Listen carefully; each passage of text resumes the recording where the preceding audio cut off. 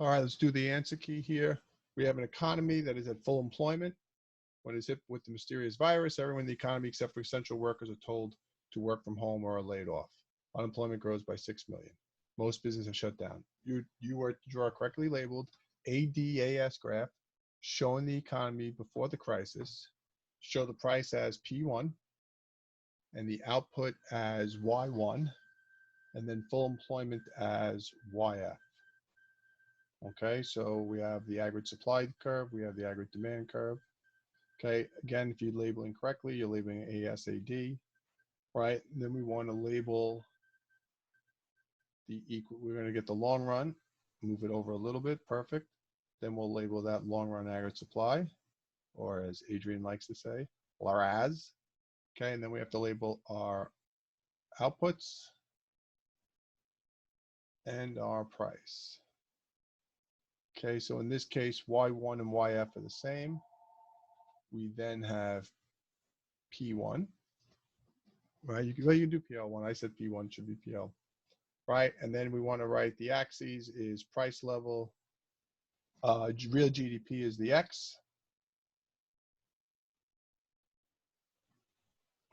right? And price level is the Y.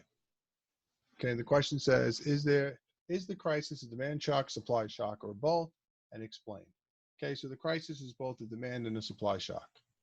All right, demand shock because people aren't working, they're staying home, so they're buying less, right? Firms aren't investing in any new capital, so consumption and investment are going down.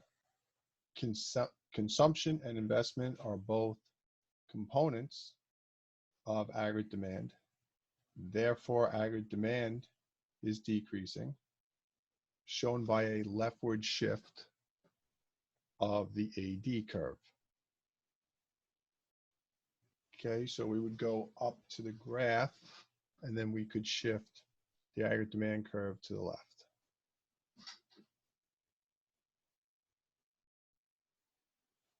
All right.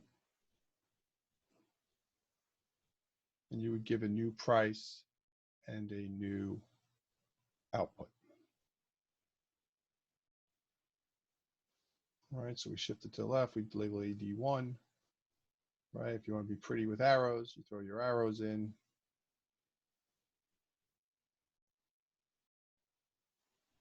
Change your color. Now, I'm going to say, I don't know if you have all this time during the AP exam to be changing colors and making everything pretty. All right, so now we're going to shift the AS curve to the left because it's a supply shock, right? The cost of producing, we don't have the workers, and cost of producing is going to cause us to shift left, okay? If you shifted to the right and made a good argument, I will look at it. Probably the only argument I will accept is that oil prices are falling currently, all right? But that wasn't part of our problem. But since it's close to the real world, I will possibly consider it, okay? So we had a leftward shift of the supply curve, and what we end up having here is a higher price, we think, right? All depends on how you draw this graph, right? Which one shifts higher, but we definitely know output is falling. So this is similar to one of those supply demand questions. Price could be either way, right? Because AD causes it to go up. Actually, no, AD causes it to go down, AS causes it to go up. So depending on which shock is greater will depend on that, right? But I didn't ask that, so you don't have to worry about it. And output is going down definitely. Okay, then it says, what monetary policy tool would you use? So I'm on part D. All right, monetary tool would you use? And the answer is open market operations. All right, that's all you have to say. If you would like to put in there buying bonds, that's fine, but it's not necessary. Then we go to E.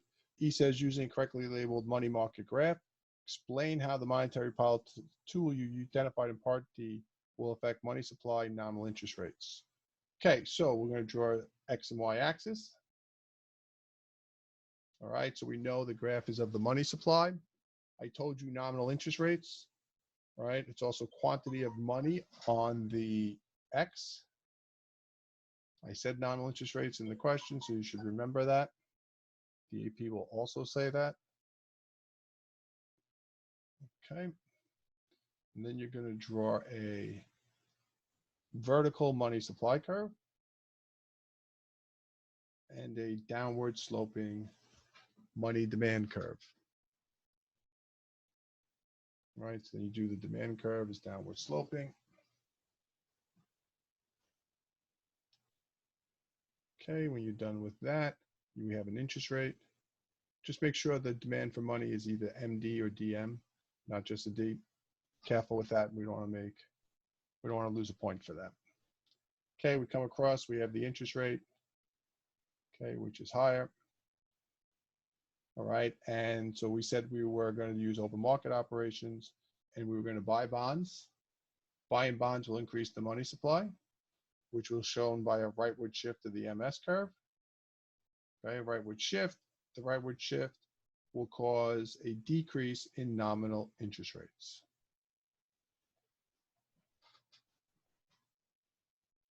Okay, and that's how your graph for the money supply should look. Then we said using a new correctly labeled ADAS graph showing the economy during the crisis, explain how the change in nominal interest rates will affect AD price output and unemployment.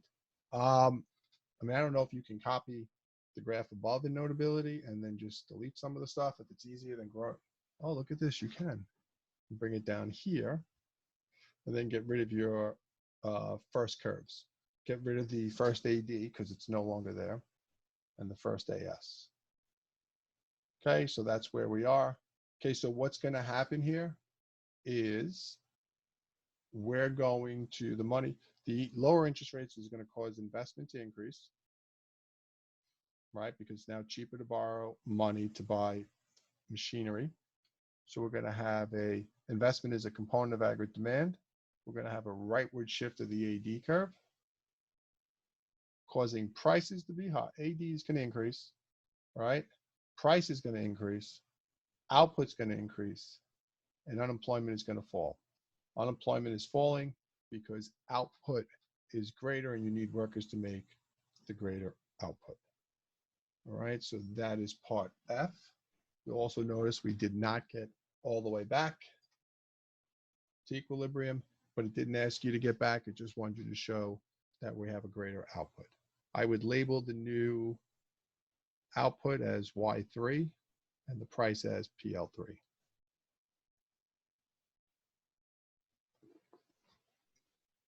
All right, instead of monetary tool, which fiscal policy tool would you use? Okay, so you can use government spending or taxes, doesn't matter. Pick which one. So let's say we pick government spending. If the MPC is point A, explain how the fiscal policy you chose will have greater or lesser effect than the fiscal policy you did not choose. Show all work. Okay, so if I'm taking government spending, then it's 1 over the marginal propensity to save, which is 1 over 0.2, which gives you a multiplier of 5. Whatever money you put in the tax cut and the government spending will multiply by 5. But if you're doing a tax cut, then the tax multiplier is the marginal propensity to consume over the marginal propensity to save. So 0.8 over 0.2, which means the tax multiplier is 4. Any tax cut will only multiply by 4. Okay. Or you can say, if you didn't do all the math and you don't remember the math, you can put down that people will not spend all of the disposable income they gain, and therefore the tax multiplier is less than the government spending.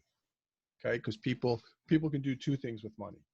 They can save it or they can spend it. So when they get the tax stimulus, part of that will go into the bank account, part of it will be spent, so there'll be less of an impact.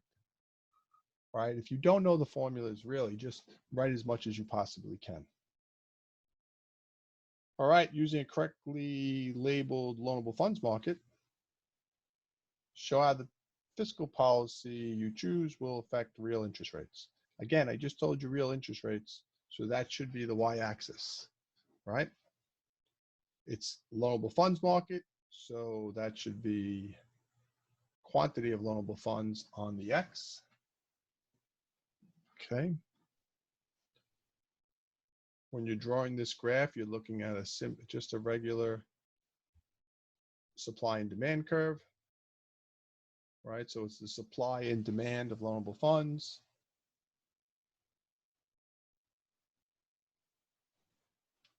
All right, so there's my demand. I'll label it.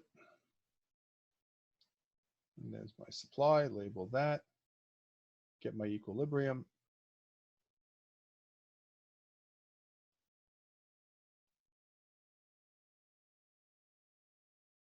All right, and then we'll just put interest rate.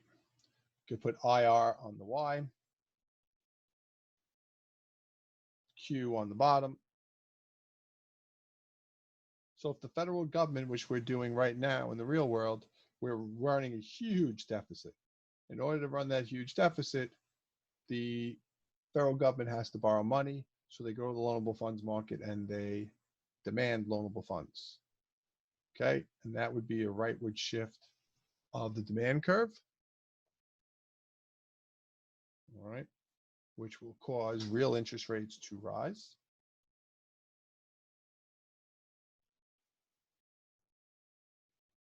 All right.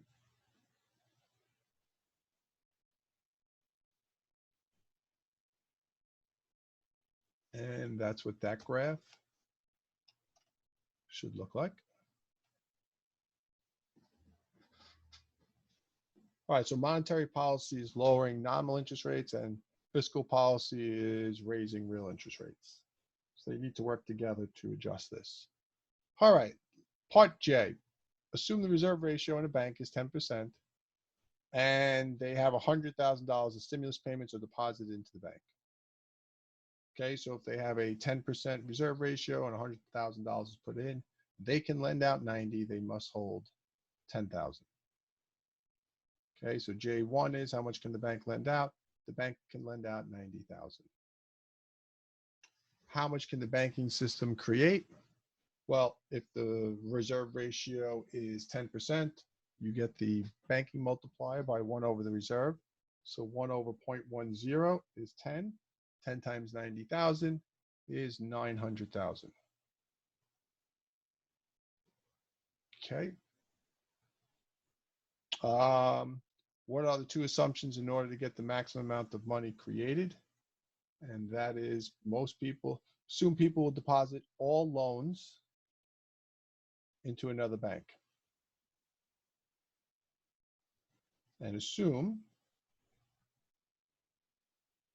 banks will lend out all their excess reserves.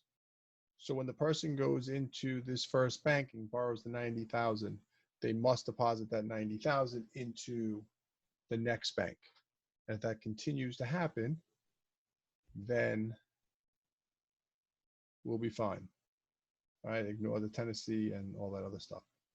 All right, and if the bank doesn't lend out the 90,000, they only lend out 80, we'll only have 800,000. So those are your two assumptions. Okay, and then wrapping it up. Draw a PPC, putting capital on the y-axis, consumer goods on the x-axis. Okay, draw your PPC curve. Label A for the economy when we began, before this whole craziness began. Okay, and then you're going to put a B on the graph. So there's your A, and then B is where we currently are. And since we're in a recession, we'll be inside the curve, right? We have a lot of workers at home. Just the fact that there's high unemployment puts you at B. But there's also lots of places that aren't open. Like Alan and I can't get a haircut because our barbershop is closed. So that's capital that's not being used. All right. So then the last one says, what if factories have to be destroyed because they can't kill the virus in these factories? How will that be shown on the PPC curve? Right. And that would be a movement inwards of the PPC curve. Just like that. And the last one was, what is another way to show the change in L? So what's another way to show it? Yes, it's a shift to the left of whereas. Okay. I could have made this longer with foreign exchange markets, but they're not on the test, so we left them out. The only other thing that you might want to consider is we could have thrown in, I didn't think about it at the time, but I could have thrown in Phillips curve. right? If Phillips curve, you would have a movement along the Phillips curve. You'd also have a shift of the Phillips curve. And then at the end, you would have a rightward shift of the long run Phillips curve. All right, just throwing that out there for another day. All right, folks. Hope you enjoyed this as much as I enjoyed it.